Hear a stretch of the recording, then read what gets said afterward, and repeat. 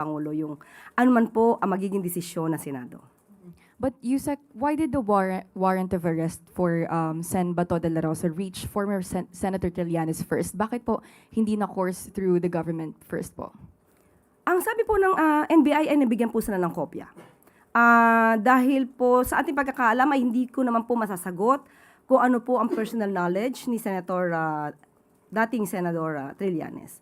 So kung nagkaroon po siya ng kopya, maaari po dahil siya ay parte ng nagsasagawa ng pag-file ng kaso noon. Pero I cannot speak for the senator.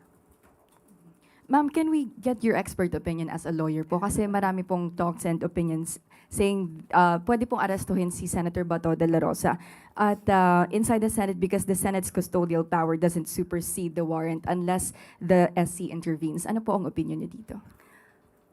Not as a palace press officer, as a lawyer. Okay, meron po kasi tayong batas na RA 9851 at ito naman po ay pinatotohanan din ng DOJ na meron po tayong dalawang choices, it's either surrender or extradition. Ang Supreme Court po ay nagpalabas ng Supreme Court circular regarding extradition, but it refers only to a requesting state, and we can say that ICC is not a state. So hindi po siya applicable na pag-usapan. So sa ngayon po, ang umiiral po sa atin at ipinapatupad po ay ang RA 9851. Sunod na tanong mula kay Christian Yasores, DZMM. Ma'am, may we know lang din po if the palace received a copy of the warrant of arrest of the ICC, and ano po ang reaction ni Pangulo nung lumabas po yung balitang yun? Meron po ba siya mga orders about the arrest warrant? Hindi po namin maibibigay kung ano man po ang konkreto na pahayag patungkol po sa warrant of arrest.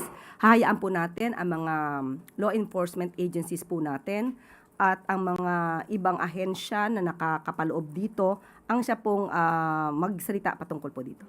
But how will the government implement or enforce that arrest warrant, ma'am? Paano po i-enforce ng mga law enforcement agencies when, one, hindi na member ng ICC ang Pilipinas, and second, the Senate has declared protective custody over Senator De La Rosa?